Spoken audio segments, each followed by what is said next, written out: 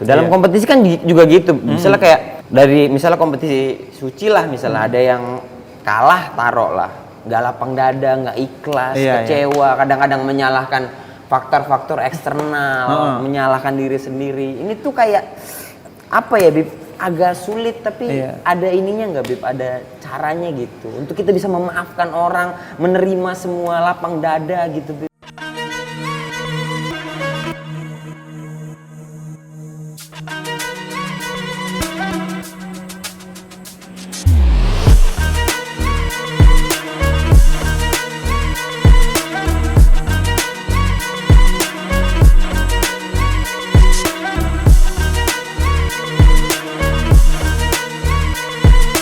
Ronaldo, tuh, nah tuh, ini baru, nah, ini baru, nah, shoot, puk, ngapain? Nonton bola, nonton pertandingan bola, Bib. Manchester United, Bib. MU, Ronaldo, Bib. Kalah mulu tapi MU ya? Hah? Kalah mulu. Boleh nggak usah dibahas nggak, Bib? Iya. Lo emang suka bola dari dulu? Suka dari kecil tuh aku memang suka bola, Bib. Karena apa ya, kayaknya aku hidup di keluarga yang semuanya suka bola. Jadi bapakku tuh suka bola.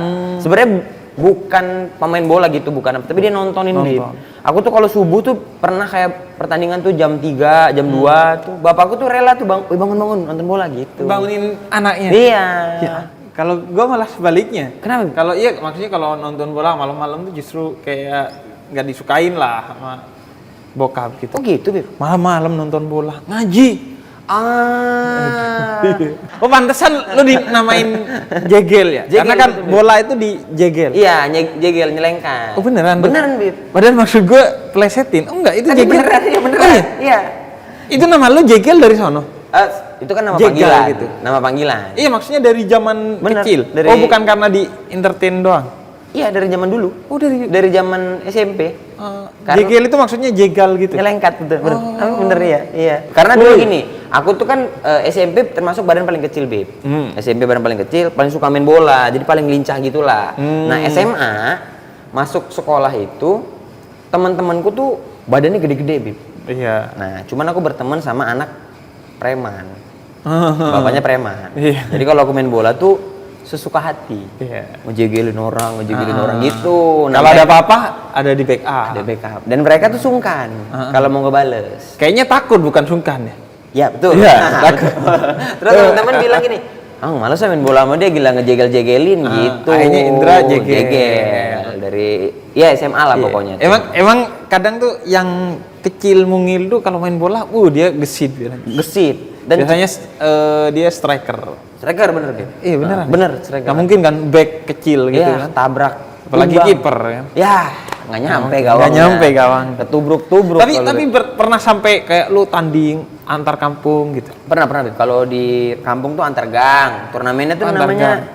turnamen tarkam tapi kaki ayam gitu loh, Bib. Kaki ayam tuh maksudnya Iya, nggak nggak pakai sepatu benar. Terus pernah ini jadi memperkuat tim kota lah.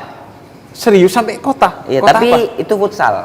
Kota apa tuh? Binjai, Bib. Oh, Binjai. Futsal Mewakili. berarti lu sampai tingkat kota gitu kan susah kan? Lumayan. Maksudnya temen gue yang udah keren banget mainnya juga gak sampai tingkat kota dia mewakili sih. Oh, tapi biasanya anak-anak bola tuh anak pesantren malah jago-jago, Bib. Iya, jago-jago, tapi kan? gak sampai mewakili kota gitu, paling mewakili sekolah doang. Iya. Lu sampai kota gitu. Sampai kota. Untuk futsal. Untuk futsal. Jadi mewakili Binjai untuk Sumatera Utara. Ada kompetisi futsal se-Sumatera Utara. Namanya Liga Futsal Sumatera Utara. Per kota di Sumatera Utara tuh mengirimkan wakilnya lah. Menang. Enggak, waktu itu enggak. Kalah waktu itu. Futsal. Iya. Terus kalau kompetisi lain apaan, Gil, yang lu pernah ikut? Stand up comedy Indonesia, Bib. Oh iya, kompetisi itu stand up comedy Indonesia season 6. Kompas waktu itu, Kompas TV. Kompas. Itu akhirnya lu juara berapa tuh? Juara 1. Juara 1 ya. Mantap. Dapat mobil. Dapat mobil. Aduh. Itu berarti kompetisi nggak ada kompetisi lain yang pernah ikut. Yang gede itu ya? Yang gede itu. Tapi dulu aku pernah berkompetisi lah bilangnya. Aku tuh sempat mencalonkan diri menjadi ketua OSIS. Serius? Oh iya, ketua OSIS. Ketua OSIS, Bib. Aku menang disandingkan. kalah gitu. Enggak lah. Sama wakil, aku jadi wakil akhirnya. Jadi wakil ketua OSIS sama kalah di pemungutan suara, biasalah polling. Oh, iya. Kurang kampanyenya aku. Kurang kampanyenya. Kalau di Suci berarti. Suci 6. Suci itu apa ininya, Jer? Yang lo dapetin dari kompetisi ketika itu? Kalau Suci tuh kompetisi lumayan panjang, Bib. Kita tuh ada 6 bulan. 6 bulan. 6 bulan karena setiap minggu tuh, nah sistem kompetisi di Suci itu kan dia ketika taping untuk show-nya, abis taping kita pulang. Oke. Tidak di karantina, tapi karantina cuma 2 hari gitulah. Jadi kalau udah mau show lagi, baru kita datang lagi karantina. Jadi 6 bulan itu suasana kompetisinya sangat-sangat terasa, Bib. Apalagi pada waktu itu ngerasa bahwa kan Suci itu setiap tahun ada sampai season 6. Jebolan-jebolannya itu memiliki kehidupan yang lebih baik after kompetisi. Jadi ngerasa lumayan kenceng, tapi karena kita komunitas stand up, jadi masih sangat guyup gitu loh. Iya. Bib. Masih sangat, kalau nggak ada materi ayo kita bantuin gitu. Jadi padahal lagi berkompetisi. Iya, tapi kompetisi walaupun kita tahu bahwa salah satu dari kita ini akan pulang minggu ini. Tapi kalau misalnya untuk pulang dengan keadaan dia materinya jelek banget tuh kayaknya sedih juga rasanya, karena kita komik juga kan, Bib, gitu. Jadi kita bantuin juga. Tetap kompetisi tapi auranya tuh masih tetap sangat sangat santai gitu, sangat guyup gitu. Tapi jujur ini yang aku mau tanya sebenarnya sama Bib nih. Kalau dalam Islam tuh boleh nggak sih, Bib, berkompetisi gitu? Dalam Islam sih kompetisi bukan hanya boleh tapi didorong gitu. Orang itu untuk berkompetisi karena kan dengan ada kompetisi maka orang itu akan terus mengupgrade sesuatu yang dia miliki. Kompetisi itu baiknya adalah dia akan mendorong orang untuk terus belajar dan memperbaiki diri. Kalaupun tidak berkompetisi dengan orang di luar sana, paling tidak Islam mendorong kita untuk berkompetisi dengan diri kita sendiri.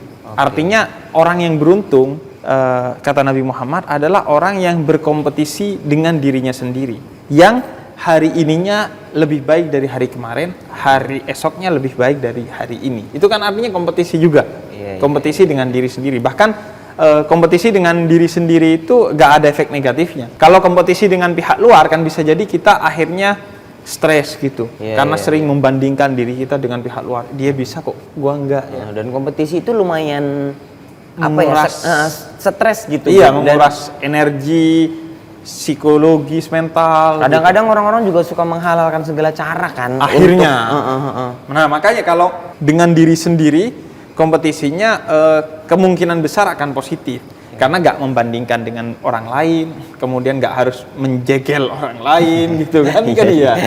Sehingga kemudian kompetisinya positif. Dia ya udah berkompetisi fokus dengan diri sendiri agar terus lebih baik dan lebih baik. Kalau nggak dia akan rugi kalau hari ininya lebih buruk dari hari kemarin. Nah, kompetisi dengan orang lain pun juga oke gitu. Hanya saja Islam melalui Nabi Muhammad itu memberikan guidance. Dalam Al-Quran Allah katakan fastabiqul khairat. Yang pertama guidance-nya, kata Quran, berlomba-lombalah, berkompetisilah dalam kebaikan. Jadi boleh kompetisi atau penting berkompetisi asalkan dalam hal-hal yang baik. Tidak berkompetisi dalam banyak-banyakan minum, karena ada tuh orang kuat-kuatan, jago-jagoan, siapa yang nggak tumbang. Itu tentu bukan itu kompetisi dalam Islam ya. Jadi yang pertama kompetisinya harus dipastikan dalam kebaikan. Yang kedua adalah kata Nabi merujuk kepada hadis riwayat Imam Muslim dari Abdullah bin Amr. Abdullah bin Amr pernah ditanya sama Nabi, nanti kalau kalian sudah menang dalam kompetisi bersama Persia dan Romawi, ketika Romawi dan Persia nanti runtuh, apa yang akan kalian lakukan? Kemudian kata Abdullah bin Umar, aku akan mensyukuri karunia Allah dan akan terus berupaya menambah karunia Allah. Kemudian kata Nabi, tapi jangan sampai kemudian kamu justru sebaliknya. Ketika kamu diberikan kemenangan atas Persia dan Romawi, justru kamu saling bertengkar di internal kamu.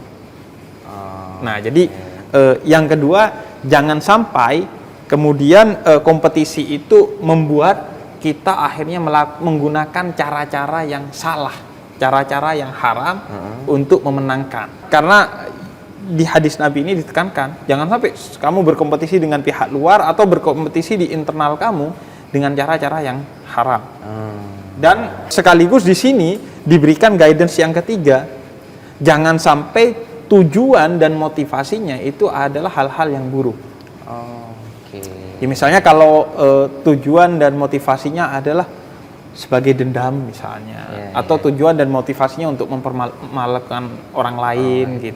Mencari perhatian wanita yang disukai. Nah, jadi itu yang penting caranya baik, niat dan motivasinya baik, niat dan tujuannya baik, dan yang ketiga adalah dalam hal yang baik gitu.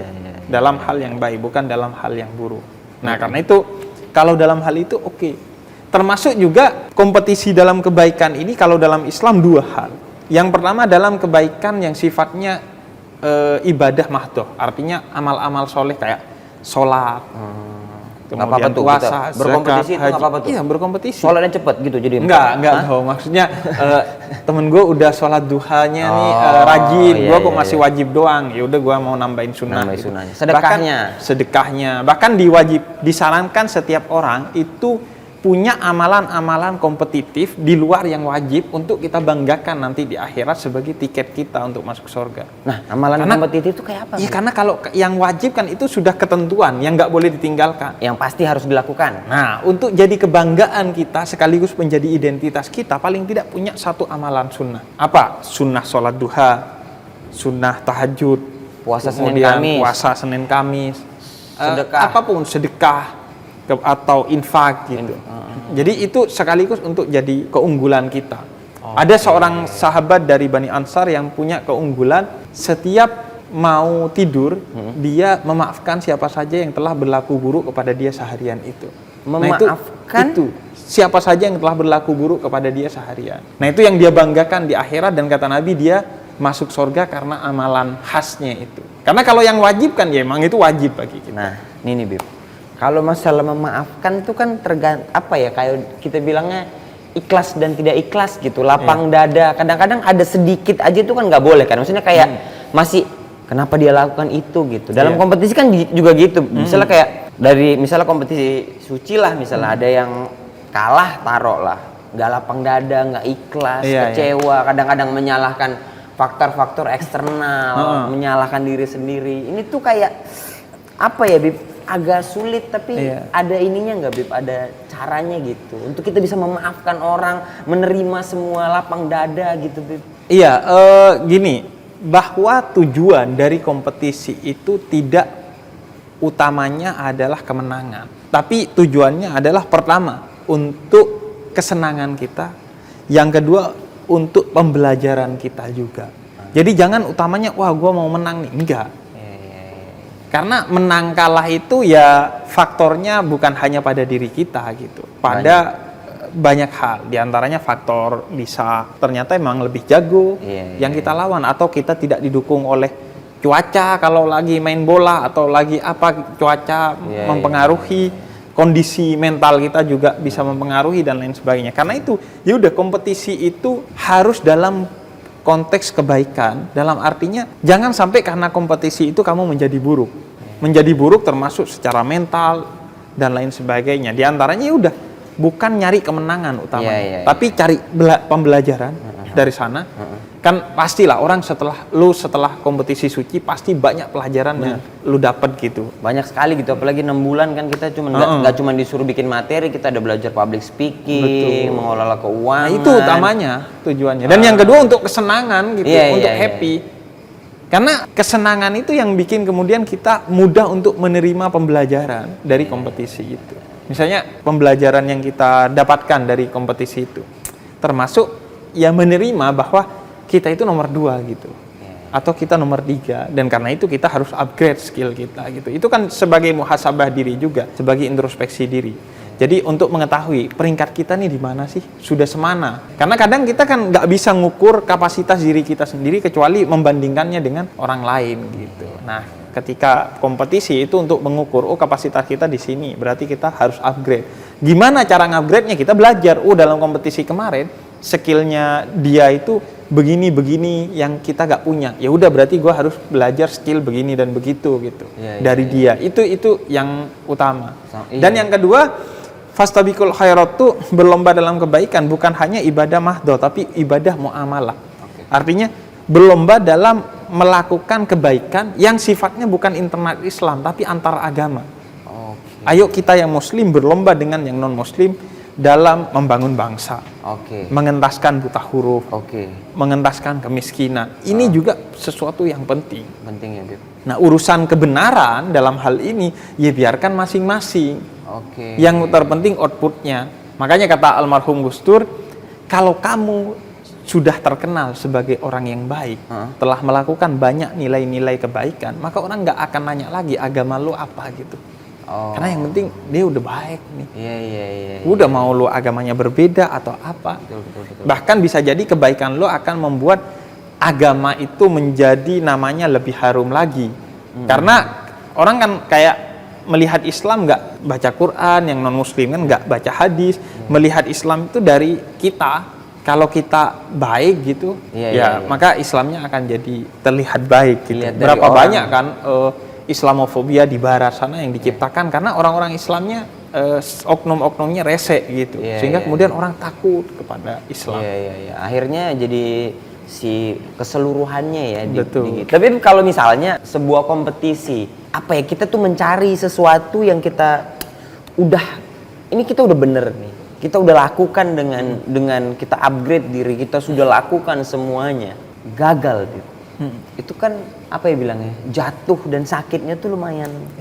Ya ini terasa gitu. Makanya kita harus memperbaiki makna dari kemenangan di dalam pikiran dan hati kita. Apa sih kemenangan gitu? Kemenangan itu kan sering dianggap ketika lo nomor 1 dalam kompetisi. Meskipun lo sudah melakukan dengan cara-cara yang menghalalkan segala cara gitu. Yang penting pokoknya nomor 1.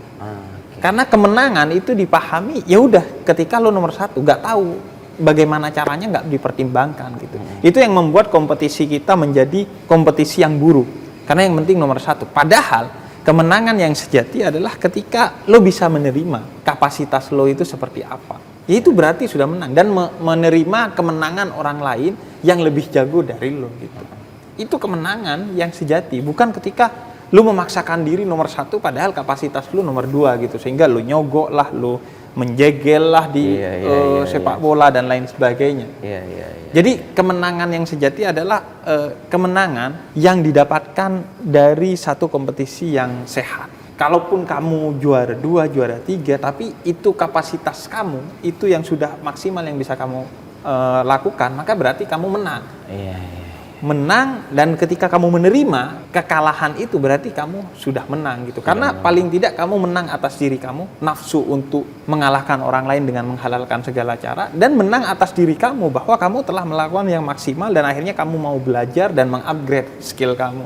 Itu ya kemenangan yang sejati, itu bukan nomor 1. Karena itu kata Sayyidina Ali bin Abi Thalib, orang yang menang itu adalah orang yang bisa melawan tapi mereka tidak melakukan perlawanan demi kebaikan. Misalnya ketika dilawan, ini akan menyebabkan gue melakukan tindakan kekerasan yang zalim kepada orang lain. Ketika gue melawan, gue akan menciptakan kerusakan di mana-mana. Maka ketika lu memilih untuk diam, tidak melawan, itulah kemenangan yang sejati. Karena kamu menang atas dirimu sendiri. Karena kompetisi terbesar itu melawan hawa nafsu dalam diri kita sendiri yang terus minta disapih gitu. Jadi ketika lu menang atas diri lu sendiri, itu kemenangan yang sejati. Itu menang untuk tidak menghalalkan segala cara, menang untuk tidak berniat dan bertujuan yang buruk. Dan kemudian menang untuk tidak berkompetisi dalam keburukan gitu. Itulah kemenangan. Jadi kita memang perlu mengupgrade lah makna kemenangan itu apa. Termasuk juga misalnya ada seorang anak muda yang ingin menang dari Nabi Muhammad dalam hal ibadah. Ini kan aneh. Jadi dia akhirnya menyelidiki tuh Nabi itu gimana sih hidupnya. Kemudian dia lihat, oh Nabi ini ternyata menikah. Ya sudah, saya gak mau nikah biar saya lebih hebat dari Nabi. Akhirnya bukan dia malah dapat kebaikan, justru dia menjadi jomblo ngenes. Nah itu yang kemudian kata Nabi, jangan. Aku ini sudah yang terbaik. Jadi kamu juga harus menerapkan target itu yang proporsional. Proporsional ya. Itu juga yang penting dalam kompetisi. Kadang kita ngasih target yang tidak proporsional, sehingga ketika kita gak dapetin kita ngerasa kalah, padahal ya memang kapasitas kita belum di sana. Sama kayak tinju kan ada tuh beratnya sekian, Oh iya. kelas ini, Iya, kelas iya. itu. Jangan berat 50 ngelawannya yang 80 kilo ya. Itu ya. itu tahu diri itu juga penting. Tahu diri itu penting Dalam- ya. Intinya kita harus tahu memaknai kemenangan itu seperti apa. Benar. Dan ketika berkompetisi tidak boleh menghalalkan segala cara untuk Segala cara. Betul. menang ya Bib. Betul. Yaudah kalau gitu, gue mau kompetisi dulu. Yaudah Bib, Kompetisi Mobile Legend. Wah, aku juga lanjut mau nonton bola deh Bib. Oh iya. Bib, kita taruhan yuk main Mobile Legends yuk. Berani nggak? Berani Kok nggak? taruhan? Haram. Itu Astagfirullah.